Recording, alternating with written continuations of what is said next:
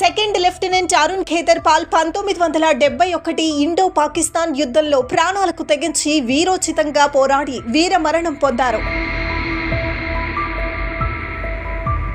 అతను 1971 ఇండో పాకిస్తాన్ యుద్ధంలో షకర్గర్ వద్ద బసంతర్ యుద్ధంలో తెగువ చూపించి వీరమరణం పొందటంతో భారత ప్రభుత్వం అరుణ్ ఖేతర్పాల్ మరణానంతరం పరమవీర చక్ర అవార్డు ప్రకటించింది. అరుణ్ ఖేతర్పాల్ 14 అక్టోబర్ 1950లో బొంబాయి రాష్ట్రం పూణేలో జన్మించారు. మరణించే నాటికి ఆయన వయసు 21 సంవత్సరాలు.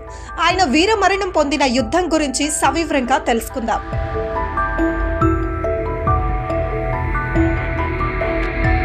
డిసెంబర్ 16వ తేదీ జరార్పాల్ వద్ద 17వ పూనా గుర్రం యొక్క ఇరుసు వద్ద పొగమంచు ముసుగులో పాకిస్తానీ కవచం వారి మొదటి ఎదురుదాడిని భారత్ పై ప్రారంభించింది. బి స్క్వాడ్రన్ లో మంచు ముసుగులో వారి మొదటి ఎదురుదాడిని ప్రారంభించారు. భారత్ దళాలు ది పూనా హార్స్ జార్పాల్ వద్ద దాని స్క్వాడ్రన్ కమాండర్ అత్యవసరంగా ఉపబలాలను పిలిచారు.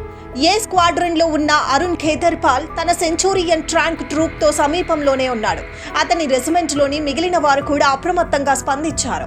మొదటి ఎదురుదాడి గిన్నేరి భారత ట్యాంక్ ట్రూప్ వ్యక్తిగత ట్యాంక్ కమాండర్లు లెఫ్టినెంట్ కల్నల్ హనూత్ సింగ్ నుండి దాని దళ నాయకుడు అరుణ్ ఖేతర్పాల్ వరకు దాడిలో చాలా ఇబ్బంది పడ్డారు.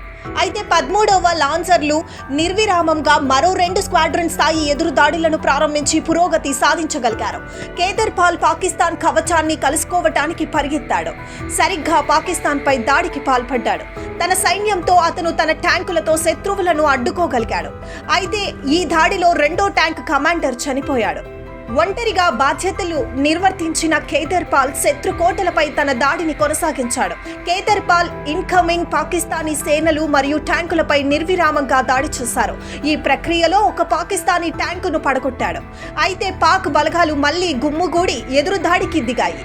తరువాత ట్యాంక్ యుద్ధంలో లెఫ్టినెంట్ అరుణ్ ఖేతర్పాల్ తన మిగిలిన 2 ట్యాంకులతో పోరాడి 10 ట్యాంకులను ధ్వంసం చేశాడు. కానీ ట్యాంకును విడిచిపెట్టడానికి బదులుగా అతను చివరిగా మునిగిపోయే ముందు ఒక చివరి ట్యాంకును నాశనం చేయడంపై పోరాడాడు.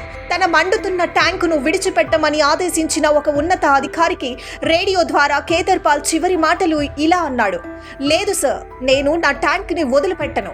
నా ప్రధాన తుపాకీకి ఇంకా పనిచేస్తోంది మరియు నేను ఇంకా ఈ బాస్టర్లను చంపుతాను అని అన్నాడు.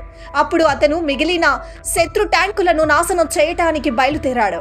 అతను కాల్చిన చివరి శత్రువు ట్యాంక్ అతని స్థానం నుండి కేవలం 100 మీటర్ల దూరంలో ఉంది మరియు అతను తీవ్రంగా గాయపడ్డాడు. పాకిస్తానీ సైన్యం ముందుకు కదలకుండా ఎదుర్కొని వీర మరణం పొందాడు.